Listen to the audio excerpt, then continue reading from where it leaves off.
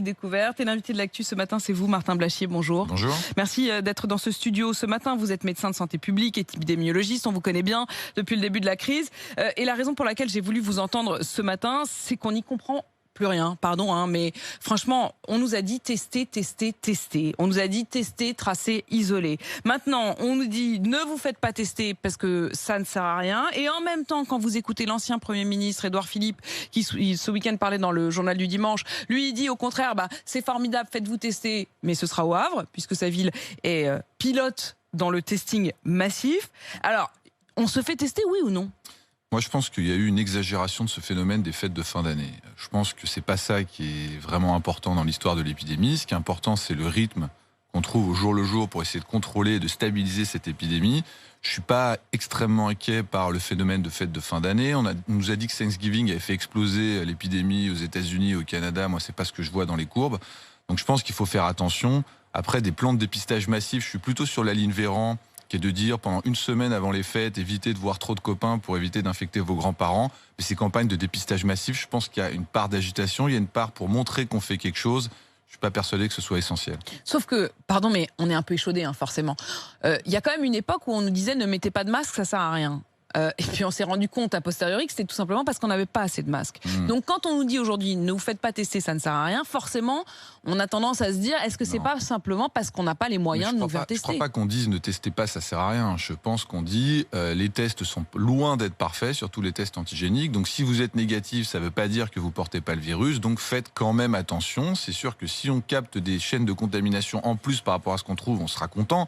Mais après, ça ne veut pas dire qu'il n'y aura aucune contamination pendant les fêtes. Donc c'est simplement, on relativise un petit peu cette histoire de testing. Étonnamment, en effet, vous parliez à l'instant des tests antigéniques, puisqu'on le sait bien, il y a donc deux manières de se faire tester. Le PCR qui est plus fiable mais plus long, et l'antigénique qui est plus rapide mais moins fiable. Voilà. Même dans les campagnes qui sont coordonnées par l'Agence régionale de santé, comme c'est le cas au Havre, 2/3 des tests qui seront pratiqués seront des tests antigéniques. Oui. Donc, pas très fiable. Oui, mais même le test PCR, il y a quand même 30% de faux négatifs. Donc en fait, c'est ça que disait Olivier Véran. Il disait le problème, c'est que les gens vont avoir des tests négatifs et n'importe qui, si vous avez un test négatif, vous êtes quand même rassuré.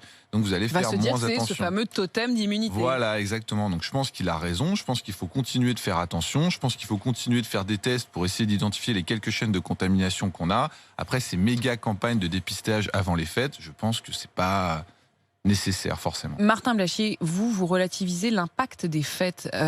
Ça veut dire quoi ? On nous a quand même beaucoup dit que la grande crainte, c'était Noël et notamment le 1er janvier, jusqu'à aller nous sucrer le réveillon, puisqu'il n'y aura pas de fête autorisée pour le réveillon. Ce soir-là, à 20h, chacun devra rester chez soi. Il n'y aura pas de mouvement possible, pas de fête possible. Alors que vous dites que ce n'était pas si dangereux. Non, je pense que c'est pas un phénomène, une soirée qui peut relancer une vague épidémique. C'est quand vous avez un rythme de base qui fait que vous avez trop de contamination et que du coup vous dérivez sur une vague. C'est comme ça que ça se passe. Donc je pense que le réveillon c'était un symbole, c'était de dire on n'accepte pas les fêtes de manière générale, donc il ne va pas y avoir d'exception. En revanche, Noël a un statut particulier, quasi psychologique, intergénérationnel, et en plus ce ne sont pas des grosses fêtes, donc le risque il est limité. Et on n'en voit pas un symbole en conservant Noël du fait qu'on peut se réunir. En revanche, si vous laissez les gens se réunir pour réveillon, ça peut lancer des envies, ça peut avoir un phénomène un peu plus global, et c'est ça qui peut être embêtant. C'est pas la soirée de réveillon en elle-même, je pense. Vous dites le problème, c'est le rythme de dynamique de la maladie.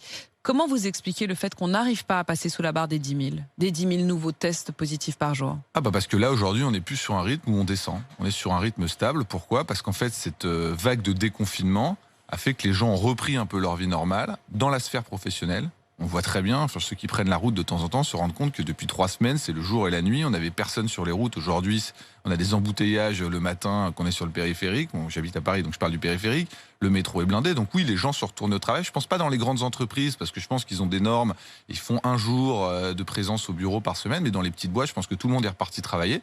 Et donc du coup, d'avoir repris ce rythme un peu plus normal, ça fait qu'on n'arrive plus à baisser. On est plutôt sur une stabilisation qui en soi n'est pas un drame. Si on stabilise à 10 000 cas par jour, c'est pas grave. Simplement, il ne faut pas aller plus loin. Donc c'est pour ça que le gouvernement est très prudent. 10 000 cas par jour, vous dites, c'est pas non plus un drame absolu, sauf que c'est un drame pour beaucoup qui en payent les conséquences, c'est-à-dire notamment tous ceux qui vont rester fermés. Qui doivent rester fermés. De toute façon, je vais être très clair, tant qu'il n'y a pas une majorité des gens de plus de 65 ans qui se sont fait vacciner dans ce pays, il n'y a rien qui réouvrira. Il n'y a rien qui réouvrira parce qu'on est déjà sur un plateau et on n'a aucune marge de manœuvre. Donc comment vous voulez réouvrir quand vous n'avez aucune marge de manœuvre? Donc jusqu'à ce qu'il y ait une campagne massive des plus de 65 ans, et si les plus de 65 ans jouent le jeu, on ne réouvrira pas. Alors attendez, ce que vous dites, c'est que la date du 20 janvier... C'est impossible. Impossible. Et tout le monde le sait. Je ne sais même pas pourquoi on continue de faire semblant qu'on pense que le 20 janvier, on va être capable de rouvrir quoi que ce soit, alors qu'on est sur un plateau. On ne peut pas se le permettre. Le 20 janvier, tous ceux qui attendent impatiemment la date du 20 janvier pour la réouverture notamment des bars, des restaurants et maintenant aussi des musées, des cinémas, des théâtres, en fait vous vous dites mais c'est une grande hypocrisie. En fait on sait déjà qu'on ne rouvrira pas. Mais tout le monde le sait. Il n'y a pas une personne qui va vous dire qu'on rouvrira en janvier, les yeux dans les yeux, quelque part, que ce soit des restaurants, des musées. C'est pas possible. On est sur un plateau et on ne veut pas réaugmenter. Donc à partir de ce moment-là, vous n'avez aucune marge de manœuvre. Qu'est-ce qui fait que vous allez réouvrir, que ce soit le 15 décembre ou le 20 janvier? Donc ça ne descendra pas. Tant qu'on n'a pas vacciné 80 à 90% de la population des gens qui vont en réanimation, c'est-à-dire les plus de 65 ans, c'est pas demain, c'est pas demain, Martin Blachier.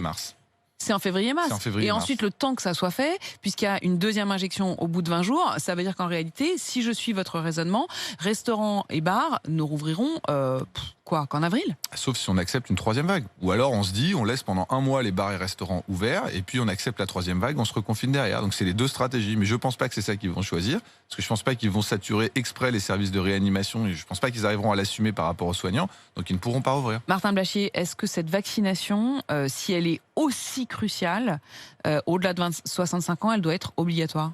Moi, je pense qu'elle pourrait être obligatoire pour les plus de 65 ans. Je vais vous dire pourquoi. Pour une personne de plus de 65 ans qui refusera de se vacciner, c'est 4 personnes entre 45 et 65 ans qu'il faudra vacciner. En fait, c'est lié aux probabilités d'aller en réanimation. Pourquoi? Parce que le but de vacciner, c'est d'éviter qu'il y ait des gens qui aillent en réanimation. Et les gens qui vont en réanimation, c'est les gens de plus de 65 ans. L'immunité collective par le vaccin, on n'est même pas sûr qu'on puisse l'atteindre parce qu'on ne sait même pas si ce vaccin protège contre le portage du virus. Et en plus, il faudrait vacciner beaucoup trop de monde. Donc, si on vaccine en obligatoire au-dessus de 65 ans, ça veut dire qu'on peut reprendre la vie normale. S'il y a au moins un tiers des plus de 65 ans qui refusent de se vacciner, ça suffit pour encombrer les services de réanimation. Donc vous ne pouvez pas ouvrir le pays. Et en plus, le nombre de personnes plus jeunes que vous allez devoir vacciner pour compenser ces plus de 65 ans qui ne sont pas vaccinés, je vous dis, c'est un rapport de 1 à 4. Donc je pense que se poser la question de rendre obligatoire le vaccin au-delà de 65 ans, c'est un vrai débat public. On a refusé de confiner les plus de 65 ans. On pourrait peut-être leur demander de se vacciner parce que c'est un effort collectif. On a déjà fait beaucoup d'efforts pour eux. Je pense qu'ils pourraient faire l'effort de se vacciner avec des vaccins qui, pour l'instant, sont pas loin de la perfection. Je rappelle 100% d'efficacité, quasiment pas d'événements indésirables, un suivi de 3 mois. Bon, je pense que c'est déjà suffisant pour commencer à se poser la question de rendre obligatoire la vaccination. Martin Blachier, on peut le dire, vous y allez franco là, avec cette évidence que vous nous dites. En tout cas, pour vous, c'est une évidence et vous dites que ça l'est sans doute aussi pour les politiques aujourd'hui, malgré ce qu'on nous dit. Le 20 janvier, vous n'imaginez pas que l'on soit redescendu sous la barre des 5000 nouveaux cas et donc vous n'imaginez pas qu'on puisse rouvrir. Réagissez aux propos de Martin Blachier puisque vous restez avec nous dans ce studio, Martin Blachier, pour réagir directement justement et pouvoir répondre à tous ceux qui nous appellent au 32-16, les tests, les vaccins et cette question de la réouverture ou non et de la circulation du virus. J'attends vos témoignages et vos réactions au 32-16.